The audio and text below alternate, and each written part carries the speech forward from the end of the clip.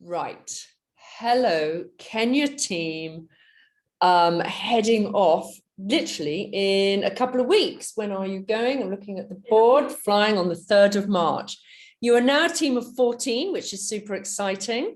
So the camp is, that's a really, really good number. But I expect by the time we go, we could have a couple more because that's just seemed to be happening over the last few days. So all is good. So the purpose of today's meeting is to get you organized. So this is your opportunity to ask questions. And don't be shy, honestly, I've heard them all. Some are most ridiculous, but they're not, no question is ridiculous because clearly it is important to you. So just get my attention, stick your hand up, send me a smiley face, whatever we do on these Zooms to grab my attention to so you can ask the question. So the order of this little meeting is we're going to run through your flight, your overview of the itinerary, the safari, the scuba, airport pickup, important, money, Okay, so can you hear that? Somebody on the high street. Seriously, thank you. Okay, so let's talk about your flights so far. So most of you are flying from Heathrow. Those that are not coming via Heathrow will be meeting you in Doha. So what would be great is if somebody please sets up a group WhatsApp beforehand. We don't want to set it up because then we're part of then you use this WhatsApp for the next 5 weeks and our little admin phone explodes with who's here, who's there, who's at the beach, who's at the cafe, which we really don't want to be part of. So is anybody willing to set it up? Speak now or forever hold your tongue. Okay, I know it's a fag, but it's really useful. Don't worry, you don't have to put yourself on the line now, but that is helpful. So when you get to Heathrow, check yourselves in, get to the other side and through security, and then head to Costa and all meet up there. Okay, because it is quite stressy with all the forms you've got to show to the airlines. Just it's like survival of the fittest at that moment. Sort yourself out, get yourself through, and then have a strong drink on the other side. So your airport pickup, you are all going to be picked up clearly from the main Nairobi airport. So there will be a little minibus there, a little sign saying the LEAP team, hop on that. Now, last time everything went very, very smoothly and there was plenty of time to go via the giraffes at the giraffe sanctuary just near Wilson Airport, but we'll just go with the flow with what time you get there and how it evolves. But the giraffes is our kind of main goal. So what you need for that moment is to have 25 pounds on you, which will cover the taxi, the entrance into the giraffe sanctuary, lunch, So I think what happened last time is Jack and the team paid for everything and you paid Jack when you got to the camp, but just have it on you in cash, okay? Because you can pay in cash for that. In fact, it's $25, not pounds. So if you have the dollars, because you can pay in dollars. Then you'll be taken to Wilson Airport. Now, I know most of you on the Vapingo flight and a few of the late bookers are on the flight to Malindi. That's absolutely no problem at all. Malindi is an hour away from the camp. The taxi will all be organized to bring you down. And those that are Vapingo, that's literally 10 minutes from the camp. And so you'll be ferried pretty quickly. So the first weekend will be kind of meet and greet, settling in and finding your feet, getting over the journey, etc., etc. And then the program really starts on the Monday morning with all the activities. I mean, you're not going to be left lurking over the weekend. Stuff will be happening, but the project work starts on the Monday. Now, what Kenya seems to happen is that what we have described on the website and the PGs is a fraction of what is actually available out there. And it is a very, very dynamic program. The itinerary, yes, it's all about marine conservation. That is why the whole Oceans Alive, that is their major objective, is to save the coral, protect the coral, and to get you guys coral gardening, and literally helping recreate and rebuild new corals, coral regeneration, as they call it. But that can't happen alone. And that can only happen if the fishermen are encouraged to find an alternative methods of earning an income so that they don't overfish. So that's why there's a farm that's set up, growing fruit and vegetables, which they sell to the markets instead. It's also encouraging their lovely wives to make things. They are fantastic seamstresses, and you will be involved in finding, helping design products which they can make and then sell to the hotels. At the same time, you'll be going into the villages and you will see that they have no cookers. You know, they literally cook over an open fire. And actually, the last few groups have taken this upon themselves, and they have actually built cement cookers for them in their huts. It's genius, and it's so simple, but it needs the money that the whole program provides to do simple things like that. So you will make an impact in so many different ways. Going to the school, a football match, you know, it is all there. So that's the projects, but intertwined. You are in the most glorious place on earth, smack rank on the house on the Indian Ocean. There's a gorgeous beach bar there. There's the Vipingo Club. There's, I don't know, you know, going to the caves. There's the scuba diving, there's safari. There's kind of so much more, you know, stuff to do. When it comes to the Monday to Thursday, that we want everyone to just be very low key and hang out at Vipingo. Yep, go down to the beach club, go to Vipingo Ridge. That's absolutely fine. Have a drink or two, you know, in the camp. But when it comes to partying, that's when you kind of not really during the week, just keep everything mellow, so that you're not hungover for the next day, because then you don't, you know, it's dangerous. You get dehydration, everyone feels crappy, and the project work doesn't get that. So there's a time and a place for everything. Then on Friday, Saturday nights, then there's always transport to take you 20 minutes down the road to Kalifi, where there's a lot kind of young and there's a lot going on.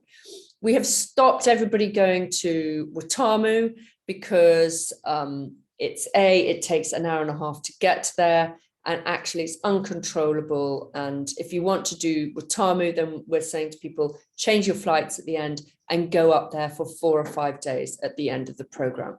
But running the program, everybody's scarping up to Watamu. It actually is chaotic, and it just hasn't worked. You know, people, you know, it's one of those places you've really got to be on your game. It can be quite dangerous, and you're quite vulnerable when you get there. So that's something, if you want to do on your own time, you know, we can help organize that at the end of the program. So any questions so far about flights, arriving, and overview of the itinerary of the projects? Good, good. Everyone happy? Okay. The scuba and the safari are optional. Okay, so you don't have to do them. If I was going to do anything, I would choose, if you had a budget and you've got to make a choice, choose to do the safari, because I know this sounds a really kind of vulgar thing to say, but it is a really, it seems expensive, and it is expensive for anybody. But when you look at how much safaris cost in Kenya, it's actually amazing value for money. And we can only do this at the moment because the tourism in Kenya hasn't recovered. So everybody is kind of just looking to fill their exclusive, beautiful camps in any which way they can. So you're getting a really good safari deal for a fraction of the price. So I would do it. It's an opportunity not to be missed. The scuba is, again, optional. It happens in week 4, week 5 after the safari. you don't need it for the program. The only thing is that it's a life skill that you can use forever and on. And if you wanted to go onto the other side of the reef, you know, into the big blue ocean, then you need to be scuba certified to do that. So again, up to you. You can decide when you're there. If you're thinking of doing the scuba, do fill in the medical form before you go, because if you answer yes to anything, you need to get that signed off by a doctor. If you're no to everything medical, you don't. But it's just good to have that kind of checklist before you go, because otherwise you have to pay $50 to get a doctor in Kenya to sign it off for you. Something to be avoided. Okay. Any questions on the safari or scuba? All good? Okay. Money. Okay. Don't try and get Kenyan shillings out before you go. Get them at the airport, or you'll be taken into Kilifi, you know, in the first couple of days to get the Kenyan shillings from the ATM. So I'd be taking a debit card and a Monzo or Revolut. Okay, so take both. The post to Kenya does not work. Okay, so really just be mindful and don't leave anything behind. It's amazing how many people leave their debit card behind. Please don't do that. It's most annoying, because then you'll be relying on friends for the rest of the trip. So I would take, say, have about $100 US on you to kickstart your adventure, because you can use US dollars throughout Kenya. Okay, they love US dollars. And then after that, you'll have you'll get the shillings out. All your food is included. So the only things you're really going to be spending money on is maybe a night out midweek, a supper out, going to Rapingo Ridge for a pizza, a couple of beers every night. But most people say they kind of on average spend about an extra £100 to £150 a week. But that all depends on how much you're going to kind of go out and about on Friday, Saturday, and the weekends. Phones. Please take 2 telephones. Okay, it's amazing how many people drop their phone in the ocean, smash it. It's amazing. Every group. So take 2. Take one phone, which you're going to use with Wi-Fi. There is Wi-Fi in camp, so that's very easy to keep in contact with home. It's not good enough Wi-Fi to start streaming videos, but it's good enough Wi-Fi to work social media and WhatsApp things. But your second phone, take that as a backup phone and make sure it's open, unlocked, as they call it, so you can put a local SIM card in if you want. Local SIM cards, easy to buy and set up when you're there. Kit, okay, everything on the kit list is there for a reason. So please don't ignore it. The group, I said to them, the last group that just left, any feedback? They said we could have done with more than 2 pairs of socks. I was like, okay, seriously, fine, take 4 pairs of socks. Okay, more socks. Do you want, you know, during the day, you're going to be in kind of flip-flops, sliders, Birkenstocks, that type of thing. Birkenstocks really are really good because they are quite sturdy and really comfortable to work in. I don't know, you're either a Birkenstock lover or you're not, but they are pretty good. You want a pair of trainers, which is nice, because I know everyone wears trainers in the evening, and but then take a kind of rubbishy pair of trainers, which you don't mind walking across the coral, getting wet in the sea, when you're off on adventures, getting to the community or going to see the caves, that type of thing. But masses of swimsuits. You live in swimsuits. It's so hot and sweaty. So do not think do not take anything like jeans. Okay, you will not ever wear them. But light clothes. Those trousers in the evening, those light, thin, Kikoi style trousers, you can get them when you're there. If you don't have them, or you know, those harem style trousers, perfect. Health, it's highly likely that you might get a bit of a dodgy stomach when you're there. Okay, highly likely with a kind of change in food, the heat. So take some rehydration tablets. That's always good. But there's a big first aid kind of box, in the camp. So that's, everything there to look after you. Malaria tablets. Okay, yes, everyone should take malaria tablets. But if you are feeling weird in the first 3 or 4 days, okay, really not yourself, just talk to Jack and Tilda about that, because it could be the malaria tablets. I'm not joking, it can feel a bit depressed, a bit anxious. So if that is not your normal self, just go and talk, and then we will discuss whether it's best to come off them and do something else, instead. But we don't want you suffering in silence because of malaria tablets. Maybe kind of one in every group just doesn't feel great on them. Okay, any questions about kit and or medical? No. All good. Okay. Almost there. Airport admin. You all have got your Kenyan visa, haven't you? Yes. Okay. Kenyan visa is essential. You need to print off your vaccinations certificates and have proof of your insurance, just in case you get a really aggressive person at immigration. And I know there is 1,000,001 forms to fill in before you get there. I will send you an email the week before you're going, just with a reminder of all the forms, so you've got everything. I know we tried to go to Kenya myself just before Christmas. I was slightly overwhelmed with how many forms and QR codes we had to print off. It is very admin heavy, so just brace yourself. And you still need a COVID test taken within the 72-hour window before departure. They have not dropped that yet. So that is still essential. Okay, so don't go catching COVID before, just test yourself before you go and do the official test. Okay, if you do, just contact us and we can change your flights and you can arrive, any later on, within the next week and catch up with the program. Okie dokes.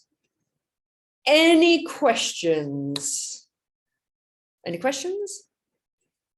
Ah, you're an easy crowd. Simple, super. Okay. So your team leader, main guy in charge is Jack, who is absolutely gorgeous. He's a housewife favorite. Not that I should say that, but he is. You'll see what I mean when you meet him. He is divine. And then you've got Tilda and Des, who run Oceans Alive. It's their kind of program, their baby, and they live next door. They're kind of my age, kind of mum and dad's age. And they are there in the background, just making sure everything happens. Tilda is utterly fantastic. If anyone is having a wobble, not feeling great, or she's your girl to go to. Okay, and she makes that very clear in the beginning that she's done all sorts of things with people that just need a kind of 24 hours out. They can go and stay with her. So she's really, really amenable and brilliant at team dynamics. One of the things that they were going to do, and they will discuss with you, is the first 3 weeks, they want you all to, to try everything, from the community to the marine, to the building, to the farming, And after the safari, if those want to go on scuba, they will go on scuba. But those that aren't doing scuba, they want to kind of give you a choice, so they're more flexible. So work with them. Communicating with Des, Tilda and Jack is absolutely vital. If you want to do more marine, you can do more marine. If you want to do more of the community stuff, it's all there. So it's one of those dynamic programs. Communication is key to get the most out of it, so that every day you kind of think, yeah, I love today. Okay, that is our goal. So that's it from me. Is there anything from the girls you want to say? Has everybody done all their admin? I mean, few people to do consent forms, please. Okay, few people needs to do consent forms. Do we know who? Anna Briggs, Darcy Bank. Anna Briggs, Darcy friend, need to do your consent form. That is in my league. I know it's not an easy place to find, is it? Pre-depart info box, consent form, give it a small tick. That. Just keep checking your inboxes. Yeah, keep checking your inboxes because Liv is on the chase for various bits of emails. Okay, so any questions, you know where we are to get you organized. Give us a call at any stage, but it's a good program. It's our favorite. So don't tell anybody going to Costa Rica, but it is. Great. Have a fantastic time. Okay. Goodbye to you all. Thank you. Pleasure. Thank you. Thank you.